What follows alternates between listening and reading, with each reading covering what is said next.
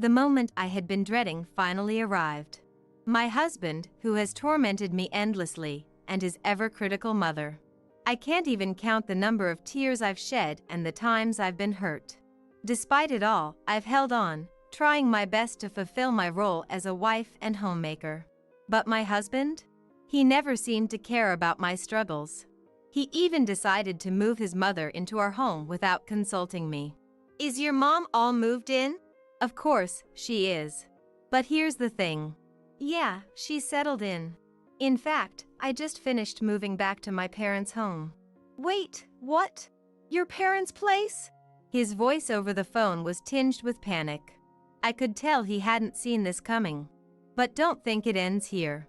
I owe you for all the pain you've caused me. My name is Eleanor, a 44-year-old homemaker. I met Raymond at a party when I was 20, and we instantly clicked. Just 3 months later, he confessed his feelings, and we started dating. A year later, as I turned 21, he asked, "Will you marry me?" A year after our marriage, I became pregnant, and our first son was born.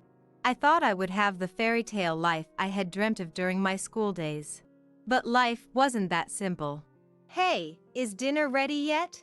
Did you make the bed? That's what Raymond always says when he comes home from work. I sometimes wonder if he thinks of me as just a maid. I'm sorry, I got a bit tied up. I'll get everything ready now. Seriously? Don't you think about how tired I am after work? I deal with so much stress to provide for our family. And remember, I'm a manager. A manager. Whenever something doesn't go his way, Raymond starts ranting about being a manager and makes snide remarks. He wasn't like this when we first got married. People often ask if I'm okay with how he behaves. Of course, I'm not. It's unbearable. But honestly, I do appreciate that he brings in the money. Thanks to Raymond's good salary, we've never had financial troubles. But imagine if I challenged him wrongly and he retorted, "You're defying me? Fine, I'll stop contributing to the house then." I wouldn't know what to do. So, even if he says a bit much sometimes, I try to tolerate it, though I wish I could say it's always easy. But with the way Raymond's been acting lately, even that tolerance is strained. Like the other day, he ranted, "Why aren't the clothes dry? You didn't even use the dryer, did you? I told you before. I like my clothes feeling cozy. They need to be fluffy from the dryer." I had a lot on my plate, with shopping and chores. I didn't get to the dryer. That's not the point. I work hard every day, but what about you? Aren't you a homemaker? Shouldn't you have time for at least this? Raymond never does household chores. He believes that's the wife's job.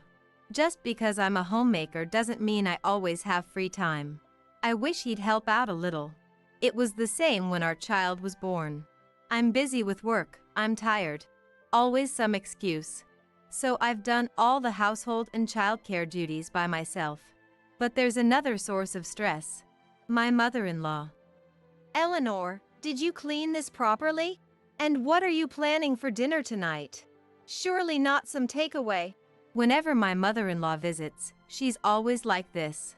She constantly looks for my mistakes and never hesitates to criticize. Both mother and son act similarly, like they say, the apple doesn't fall far from the tree. And today, she started again. Eleanor, how many times have I told you? Clean the house every day to make it comfortable for my son. Why don't you? Are you ignoring my advice on purpose? This is why I was against my son marrying someone like you. You can't even manage the house properly. Just looking at you infuriates me. Constant criticism from Raymond and my mother-in-law, and I endure it all with a smile. But there's one thing I just can't overlook, mother-in-law's gambling habit. Whenever she has the chance, she's playing poker, slot machines, roulette, or craps. She just loves to gamble. And she spends all her money in the blink of an eye. Worse still, she laughs about it. And Raymond just laughs along with her. Hold on a second. Whose money do you think you're using? The money mother-in-law spends on gambling comes from our household savings. I've brought this up to Raymond multiple times, but I'm just as upset about it. Hey, could you tell Mom? I mean, I could tell her, but if I do, I think she'll be really shocked. Plus, I'm so busy with work, I don't think I can discuss it calmly. He always comes up with these excuses and never acts. So, I decide to convey Raymond's message to mother-in-law for him. Why can't a mother use the money her son earns? He's told me I can use as much as I want, she retorted. Thinking that Raymond would back me up, I say, Raymond feels the same way. Could you please stop using our household savings without asking? Right, honey? But Raymond interjects. What are you talking about? This household savings is for all three of us. Excluding only Mom is wrong. Sorry, Mom. Don't listen to her. She's lying. You can use the money as you always have. This is how Raymond always changes his story depending on who he's talking to. Moreover, he started blaming me for mother-in-law's gambling habits, saying they worsened after we got married 3 months ago. That's just not true. Even before our marriage, mother-in-law was gambling frequently. Whenever I went shopping, I'd see her coming out of the local poker club. But when I bring this up to Raymond, he accuses me of lying and then ignores the issue. He'll never see his mother's true colors. Their snide remarks keep coming, and I'm getting fed up. Oh, look at the time. I should get going. Wait, Mom. You didn't forget about our plan, right? How are the preparations? Yes, they're well underway. What plan? What are these two up to? I'm taken aback by Raymond's sudden question and try to figure out their scheme. With that, mother-in-law, humming a tune, leaves in high spirits. At last, she's gone. I think to myself. I look over, and Raymond is grinning from ear to ear, waving until his mother's out of sight.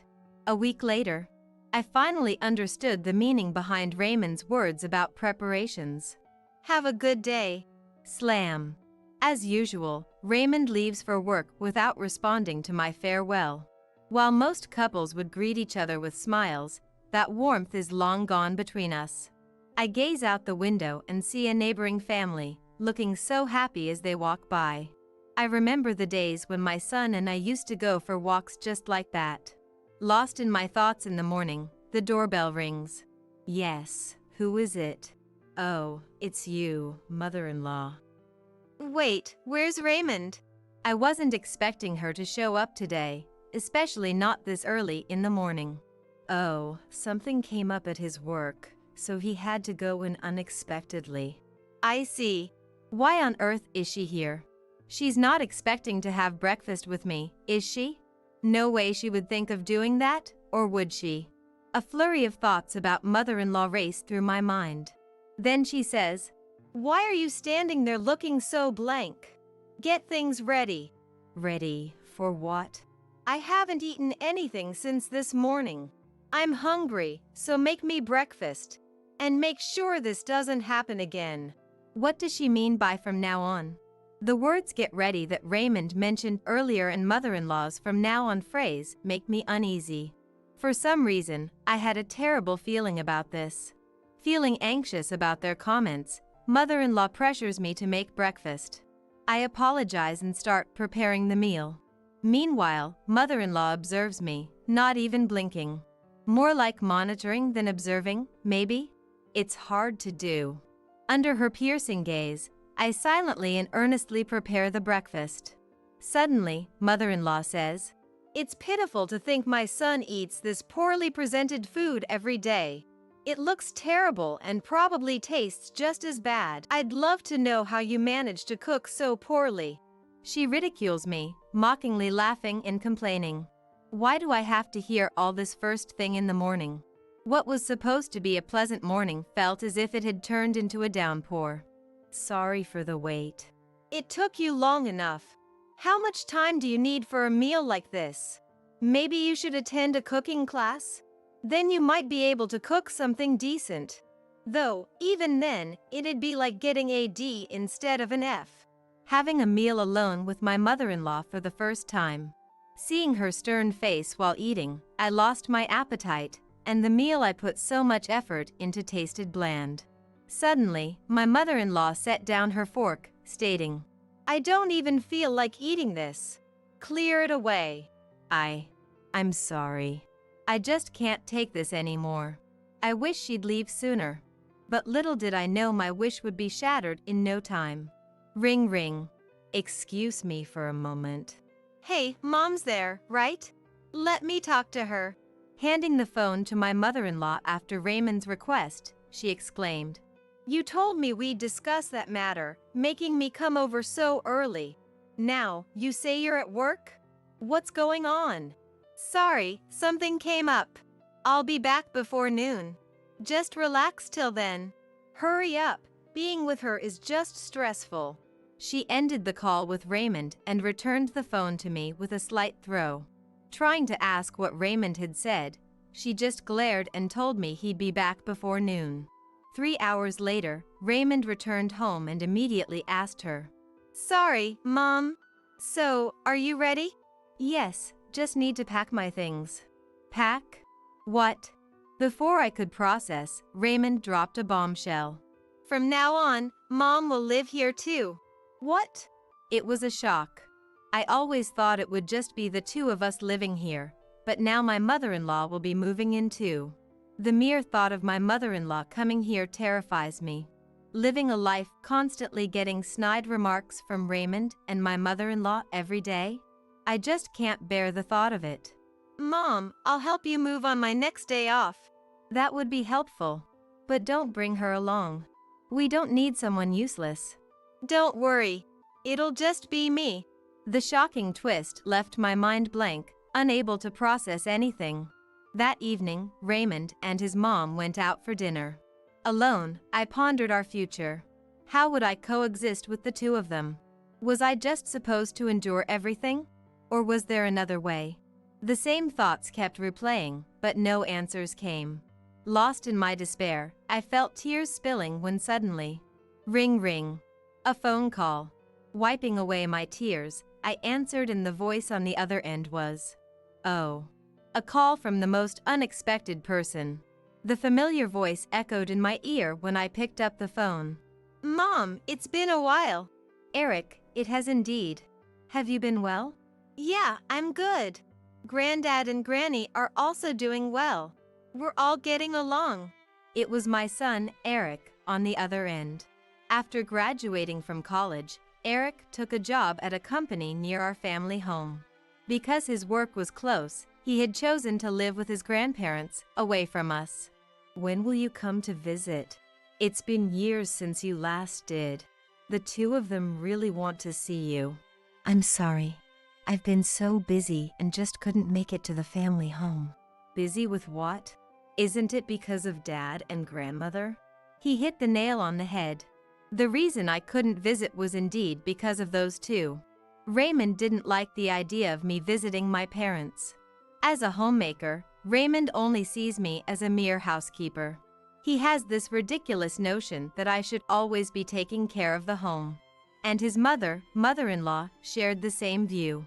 She too only saw me as a convenient housekeeper, always expecting me to tend to the house. So, I felt trapped, unable to leave and just living within the confines of our home. It felt like I was a bird caged up. Eric knew this.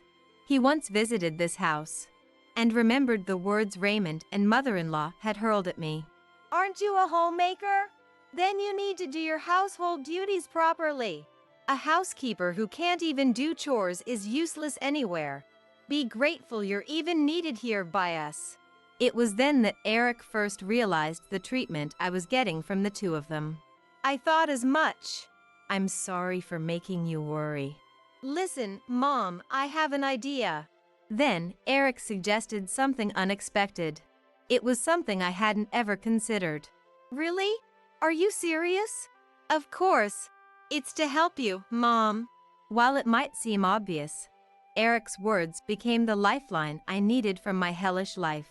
From the next day, while Raymond was at work, I started implementing what Eric had told me to do.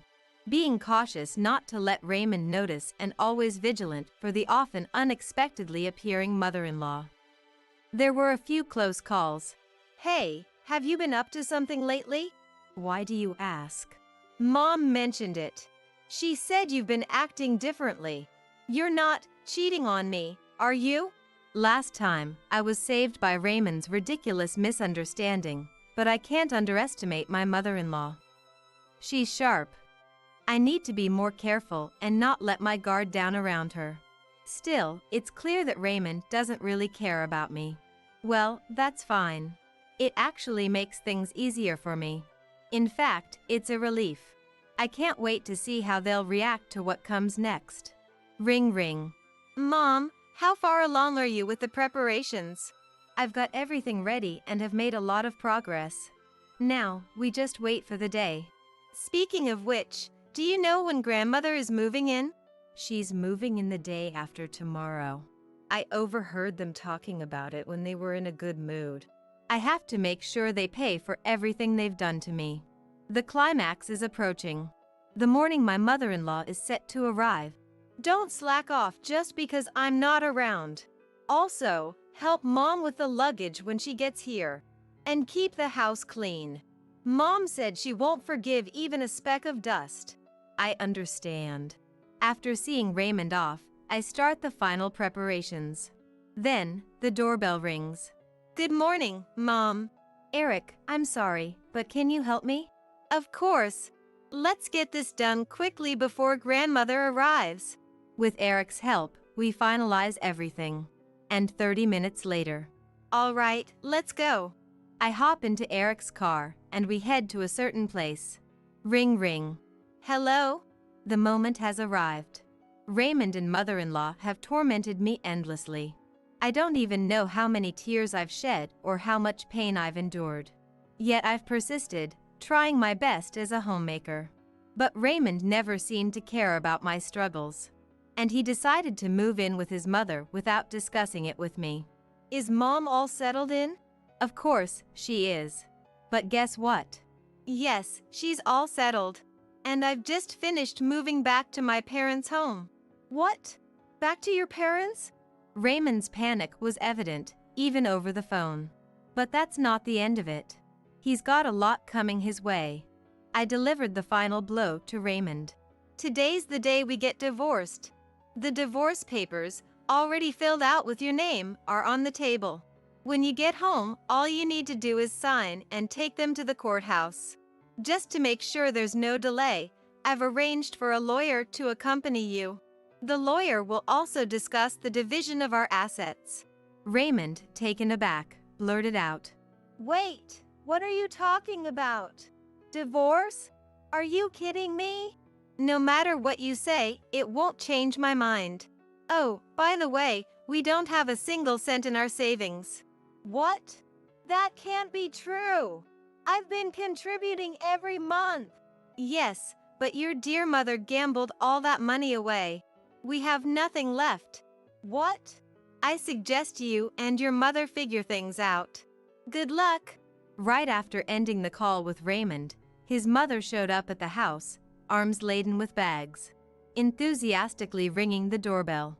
I didn't answer. Infuriated, she yelled, Hey! Open up! How long are you going to keep me waiting out here? Open the damn door! You wretched woman! Get out here! Her screaming and swearing at the front door attracted the attention of a passersby. They suspected her of causing trouble and called the police. In just a few minutes, officers arrived and took her away. About 30 minutes later, a distraught Raymond, unable to focus on his work after hearing the news, rushed home. But I was nowhere to be seen. The only thing waiting for him was the divorce paper on the table. The sight left him completely speechless, and he just sat down, devastated. 2 hours later, the lawyer arrived and accompanied a despondent Raymond to the courthouse to submit the divorce papers. At last, our divorce was finalized. The next day, after being released from police custody, Raymond's mother came home, only to find her son deeply affected by the shock of the divorce. Although Raymond had planned to live with her, The trauma of the divorce made him take a leave from work, and a month later, he resigned. With no income, he had to sell the new house they had just built. They managed to get by with the money from the sale, but his gambling-addicted mother depleted it all. Rumor has it they now live like homeless people in a nearby park. After the divorce, I began to live peacefully at my parents' house. The money from the sale of the house came to me as well. With that money, I commented, "This place is lovely." Yeah, it's a popular resort hotel these days. I was on vacation with my family. Finally free from the nightmare, I could live my life on my own terms. That joy is unparalleled. Thinking he's cheating is just your imagination running wild. If he is, maybe there's something lacking on your part. Like, not being charming enough. When I shared my worries, Susan laughed them off as if they were nothing. She then left me behind and headed for the register. I, alone, bit my lip, unable to say anything. With a pale face and shallow breaths, I hurried home with Nancy. Arriving home, I was surprised. A car was parked in front of what should have been an empty house at this time. It was a company car with Daniel's company name on it. Tentatively, I quietly opened the front door, and there were Daniel and Susan's shoes. And from the bedroom, loud voices could be heard. I hurried out of the house and headed for my parents' home. "Dad, something terrible happened to Susan." I'll make her regret taking me and Dad as her enemies. I'm Jennifer, a housewife in her early 50s. What I love is reading books, and both making and hearing jokes. Though I look like this, my bright personality is definitely my strength. Even though I look quiet and have a quiet appearance, people have told me that I'm like a comedian when I talk to them. And I have a family member that is exactly the opposite of me. Unlike me, who resembles Dad with small eyes and a nose, my sister Susan, who is glamorous and beautiful, takes after our mom. I've been ridiculed for my looks by her since forever.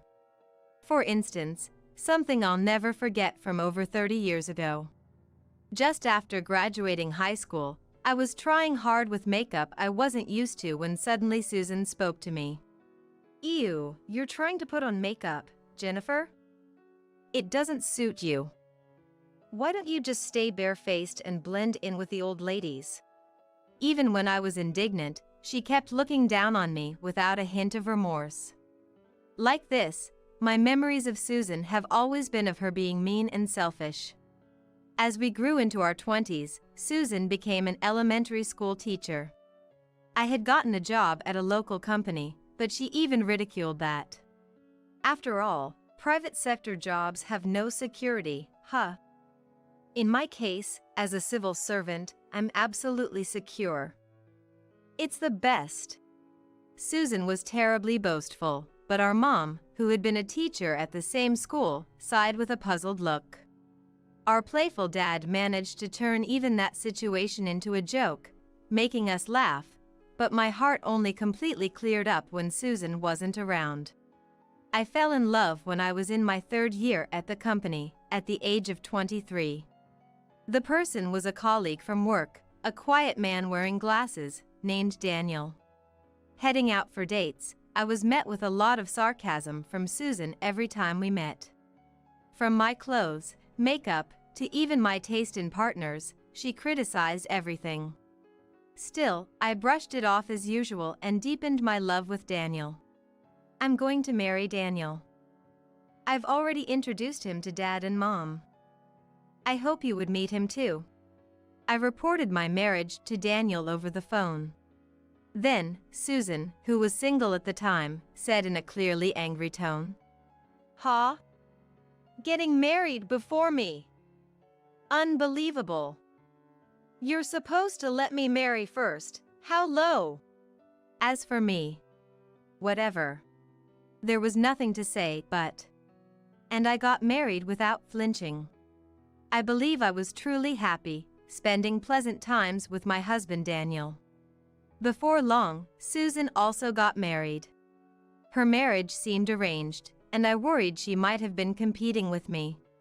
Her husband, Brian, was a fellow teacher like her, a very serious person.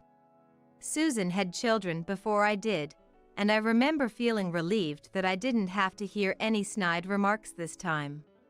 Things were peaceful then. I never imagined that this peace would soon be shattered. After giving birth, I quit my job. Busy with childcare, I increasingly neglected my appearance, and both my hair and face became a mess. Then, Daniel started to neglect me all of a sudden. "You've suddenly turned into an old lady," he'd say, passing by with a sigh. I wanted another child, but Daniel was opposed and wouldn't agree. I was truly shocked and even considered divorce. When I consulted friends and parents, everyone listened sympathetically. Troubled, I even consulted Susan during the summer break at our parents' house. It was a desperate attempt, but the response was less helpful than clutching at straws. "It's a miracle you even got married. If you're going to complain, just divorce him now. Complaining is annoying." Susan said this in a bothered manner, then went out to play after fixing her makeup. Left behind was Brian, taking care of the kids, looking somewhat cramped at his wife's family home. While thinking I couldn't get along with Susan, I was troubled by Daniel's coldness. Yet, time passed without me being able to decide to leave him. Now, nearly 30 years later, the worries of my youth were lost in the busyness of life, and I ended up not divorcing Daniel. The romantic feelings were long gone, but I still considered us comrades under the same roof.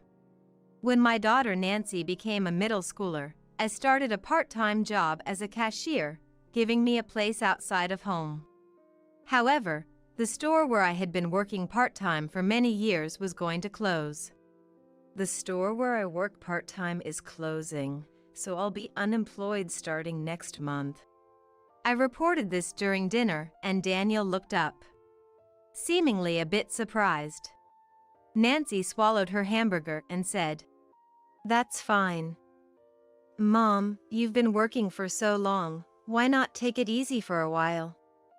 If Mom quits her job, we can have weekends off together. Let's go on a family trip or something." I was happy with Nancy's suggestion. Until now, it was hard to match schedules with me being busy on weekends and Daniel having weekends off. But, as Nancy said, now it would be easy to coordinate. Nancy works in the service industry, so despite being a full-time employee, she can choose her days off to some extent.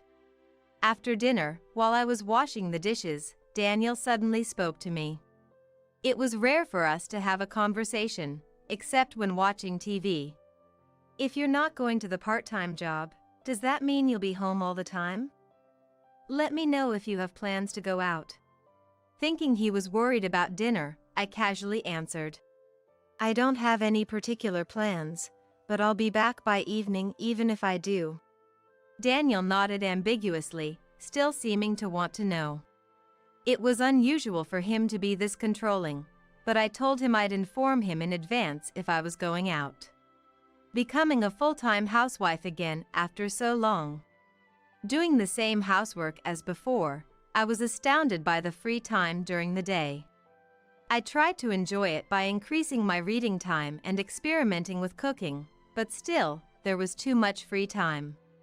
Above all, I missed having opportunities to talk with other people. Moreover, recently Daniel has been coming home later. When I asked why, he said it was because his workload at the company had increased. So, I decided to visit Dad, who lives about a 10-minute drive away. Since Mom passed away a few years ago, Dad has been living peacefully with 2 cats. When I went to visit him with some homemade sweets, he was pleased to see me. "By the way, Jennifer, have you seen Susan recently?" While we were having a pleasant chat, Dad suddenly asked me this question. Since we don't meet except during summer vacations or the Christmas season, I shook my head. Then Dad said, looking perplexed, "Susan works at a school not too far from here, so it's close, right?" I wanted to share some good pickles we bought, so I called her to stop by after work. But she came in quite flashy clothes. Is that the trend now? I couldn't answer since I hadn't seen the actual outfit. Incidentally, I don't like pickles, but Susan loves them. Something was odd. Susan's mobile phone rang on the table, and when I tried to pass it to her, she got really angry and said not to touch it. She also insisted on keeping the mobile phone face down, and when I warned her the screen could get scratched, she glared at me. It was just a small story, but I felt a complex mix of emotions. That's because Susan used to not care about how her mobile phone was placed. Wondering what was going on, I returned home. At dinner that day, I casually mentioned this story in front of my family. I stopped by our parents' house today, and it seems something's off with Susan. She's become flashy, and she insists on keeping her mobile phone screen down. I wonder what's happening. To me, it wasn't just a feeling of discomfort, but also one of worry. Then, Nancy spoke up. Maybe Aunt Susan is having an affair? I almost dropped my fork in surprise. Daniel choked on his soup. I saw somewhere that those are signs of someone having an affair. There are also other signs like going out more, coming home late, excessively checking the partner's schedule, and so on. Hearing this, I instinctively looked at Daniel. Some of the traits Nancy mentioned matched him perfectly. I thought it was overthinking, but I couldn't help but be concerned. Don't talk about those things outside the house. It's embarrassing. Daniel frowned, having noticed my gaze. The next day, I unexpectedly encountered Susan. I ran into her at the convenience store near our house. Wait, Susan? It's rare to see you around here. Going to Dad's place? Perhaps because I spoke so suddenly, Susan jumped in surprise. Turning around, Susan was wearing heavy lipstick and a large scarf. Her outfit was flashy, and I could understand why Dad was concerned. After chatting briefly with Susan, I remembered the conversation from last night. It was difficult to ask her directly, but I thought maybe I could discuss about Daniel. Yesterday, Nancy was talking about the signs of someone cheating, and a lot of it matched up with my husband. I was shocked. It couldn't be, right? I'm kind of worried. Ignoring my sigh, Susan browsed the drinks. Then she replied in a light tone. Thinking he's cheating is just your imagination running wild. If he is, maybe there's something lacking on your part? Like, not being charming enough. Her attitude seemed to dismiss it as not important, which irritated me a bit. Susan quickly ended the conversation and headed to the register. Left behind, I bit my lip, unable to say anything. Then, a few weeks later, on a Sunday, just as I had almost forgotten about the conversation on cheating, I was out to see a movie. To enjoy a movie I was looking forward to in a good environment, I traveled a bit farther to a new cinema. Just as I was about to arrive, my mobile phone suddenly rang. Mom. I'm sorry, can you come pick me up? I feel sick, Nancy said with a strained voice over the phone. I was surprised. What happened? Are you okay? I'll come right away, so wait for me. I hurriedly changed my destination to Nancy's workplace. When I arrived, Nancy had come out to the building's exterior. It seems the cause of her ill health was her period. It was so bad, she even felt nauseous. Let's just go home for now. I'll go to the gynecologist later, Nancy said, so we headed home for the time being. A few minutes later, I drove safely and arrived in front of my house, and I tilted my head. The company car of Daniel's workplace was parked in front of our house. Since Daniel is in sales, he might have stopped by the house in the middle of his rounds for some reason. Perhaps he forgot something. He knew I wouldn't be home today, so it's possible he couldn't ask me to receive a delivery. Without thinking much, I parked my car and opened the front door with Nancy. There were women's shoes. Women's shoes that weren't ours were in the entrance. Of course, Daniel's shoes were there too. I felt a chill run through my entire body. The conversation about cheating suddenly came back to me. Then I noticed strange noises coming from the bedroom. It seemed they hadn't noticed us yet. Leaving a pale-faced Nancy, who was feeling sick not just from her condition, at the entrance, I approached the bedroom. And then, I stopped. Because I recognized the voice more than anyone else's. "Susan," I murmured involuntarily. Daniel was in the midst of it with Susan. I quietly returned to the entrance without making a sound. Leaving the unwell Nancy at the entrance, I hurriedly drove off. I was headed to my parents' house. Arriving at my parents' house, Dad was just tending to the garden in the yard. "Dad, something terrible happened to Susan." I pulled Dad into the car. Dad was somewhat muddy, but that was the least of my concerns. I explained the situation as we headed back home. After hearing everything, Dad nodded with his mobile phone set to record mode. "All right, leave it to me." Dad, holding the latest model mobile phone he had lined up to buy using his ample free time in retirement. At this point, it was hard to guess what he was planning to do, but I was beyond trying to stop him. "Do you want to go in seriously, or do you want to make a mockery of it?" Asked this, I responded immediately. "Please make it somewhat humorous at first. I'm definitely going to divorce him, so I want to hire a lawyer and show them this. There might be 2 dirty bodies caught on camera, and we need to neutralize the grossness." Dad nodded firmly. Before long, we arrived home. Nancy was sitting outside the entrance, hugging her knees and looking down. As we approached, she lifted her face and said, "They're still at it. So energetic for their age. And sorry, I felt so sick I threw up." Nancy looked really distressed. She had come home early to rest, and getting caught up in this was the last thing she needed. Feeling incredibly sorry, I stroked Nancy's back and spoke to her. "I'm sorry, Nancy. You can go to your room if you want. Can you walk?" When I asked, Nancy slowly got up. I opened the door quietly, noticing where Nancy had vomited, and couldn't help but laugh. Now, it was time to go in. Dad and I exchanged glances and headed for the bedroom.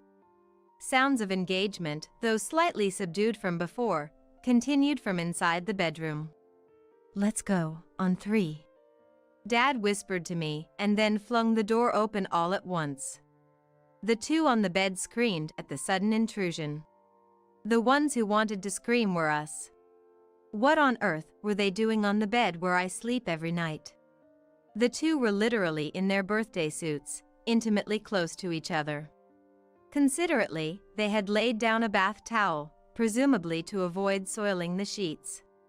If they were going to be that considerate, I wished they wouldn't have done it at our house.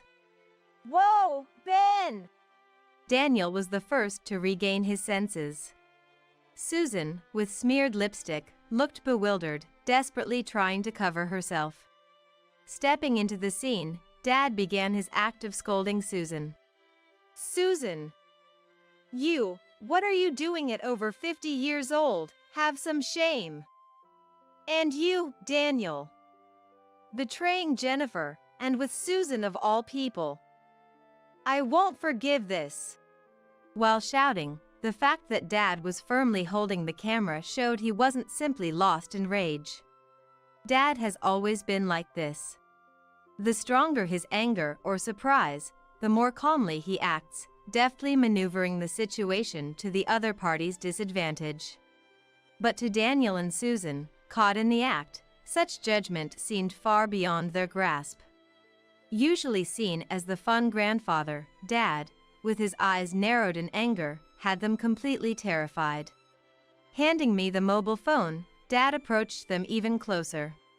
When did this start? How long have you been doing this? Disgraceful, both of you. His face turning red, he shouted incoherently and then suddenly collapsed onto the bed.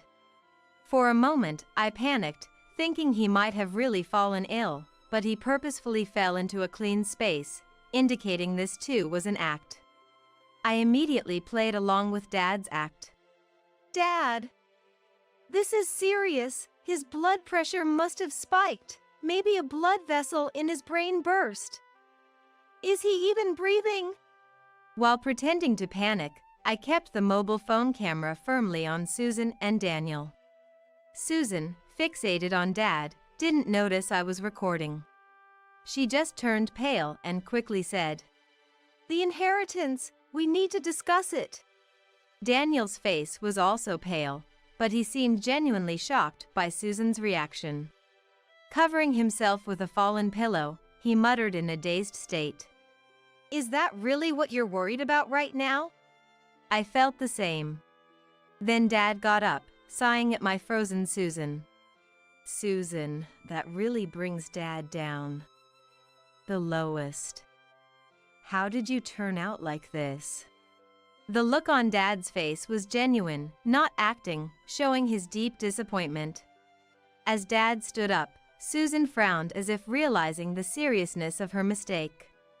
While capturing the indecent exposure of Daniel and Susan, I provoked further. "That's awful, Susan. The first thing you think about when your own father collapses is that. I guess it's natural for someone who does such things with her sister's husband would say something so different." Susan turned an angry face towards me, only then seeming to realize she was being recorded. Dad and I switched hands on the mobile phone while keeping the camera pointed at my screaming sister. I wanted to catch Daniel, who was starting to put on his clothes in the corner of the room. "Hey you! Don't you dare run away! Nancy is feeling so ill she had to come home. It's cruel to make her deal with more chaos when she's already vomiting from being sick." Hearing his daughter's name, Daniel let out a small scream. He seemed shocked by the fact that Nancy found out about this situation. Daniel shouldn't have done it if he had the heart to worry about getting caught. I couldn't help but feel angry. The two of them were naked in bed, clearly in the middle of an affair. Oh, here's an empty bottle of an expensive energy drink. Looks like they were really into it. Facing the mobile phone poised by Dad, the speaker begins to narrate like a reporter. Just when the scream was let out, Susan, wearing only a coat, fled from the bedroom. My daughter whom I've raised with so much care is outside in just a coat. This is tough." Dad's voice follows the Susan's back. The Susan, attempting to escape to the entrance, screamed again. "No way! What is this?" I, having an idea of the cause, caught up to Susan without surprise. In fact, at the entrance, Nancy had vomited on the shoes of Susan and Daniel. The women's shoes were very clean and seemed a bit expensive. Filled with plenty of Nancy's, it's understandable one would scream. "Susan, where do you think you're going? You won't escape." Dad and I catch up to Susan, who stopped, startled. Then, along with Daniel, we sit her down to ask about what happened. "I'm sorry. I apologize. I'm really sorry. When did this start?" Probably 2 years ago." While making excuses, Daniel looks towards Susan. Wondering what it was, Susan irritably corrected him shortly. 3 years. It seems the infidelity began 3 years ago. The year Susan started working at her current school. Irritated by Daniel, who couldn't even remember the period correctly, and appalled at Susan, who corrected him diligently. "Both of you owe a deep apology to both Jennifer and me." Prompted by Dad, the two repeatedly offered deep apologies to me on the cold floor. Susan is in just a coat, and Daniel is in his birthday suit, both feeling awful. I feel like vomiting too. Of course, the recording doesn't stop. If I release this video to the public, I wonder if I'd be the one committing a crime? But it should serve as evidence. I nod vigorously to Dad's words. Then, with a trembling voice, the Susan began to proclaim a mysterious theory. Families can't sue each other. Surely, within a family, it's not a crime. Honestly, I had no idea what she was talking about. How could she say that such a serious misconduct as infidelity within a family isn't a crime? Upon further inquiry, it seemed she was misinterpreting a rule that theft among family members may not always be considered a crime. Even so, you'd think it's obvious this case wouldn't apply. A few hours later, Nancy and I sought refuge at Dad's house. I didn't want to be inside a house where such things had happened. We urgently needed to find a lawyer. Given Susan is married, it was necessary to inform her husband and children as well. I'm in for a busy time, I thought, rolling up my sleeves. Being betrayed by Daniel and Susan was a real shock.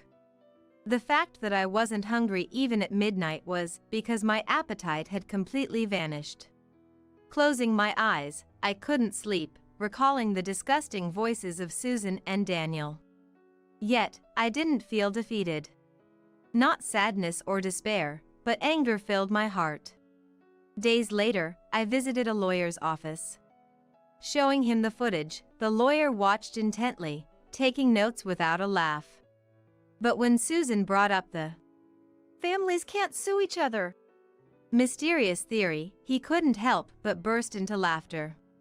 Ah, so that's where the lawyer's funny bone is, I thought admiringly, though it was pointless. According to the lawyer, I could claim alimony from both Daniel and Susan in the divorce proceedings. Of course, a divorce was also possible.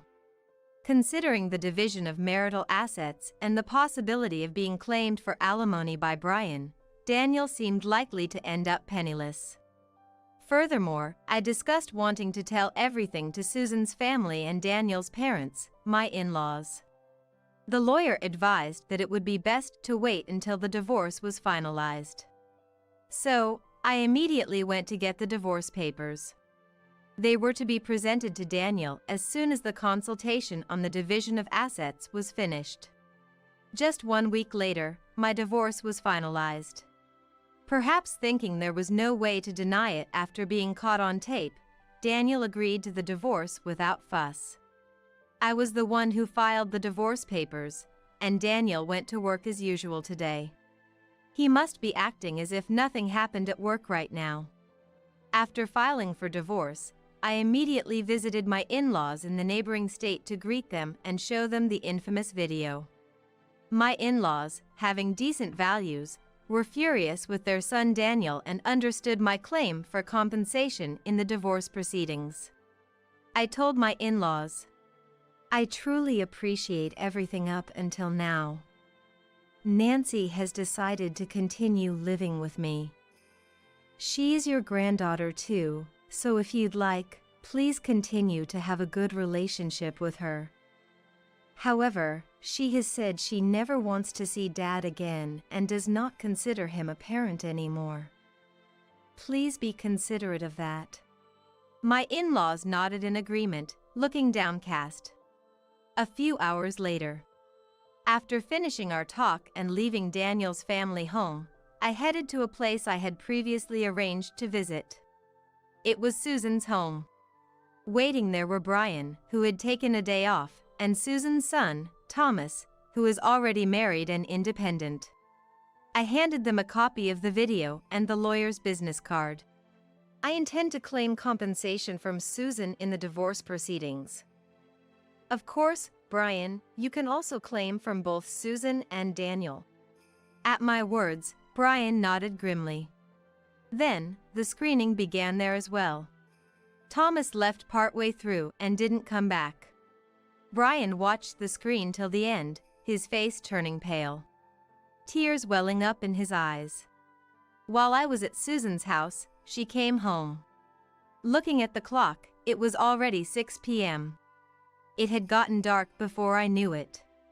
Seeing me, Susan was so shocked she nearly collapsed. Noticing Thomas from another state and Brian, who would usually still be at work, she started trembling. "Welcome home, Susan. I'll be leaving soon. Discuss the rest with your family.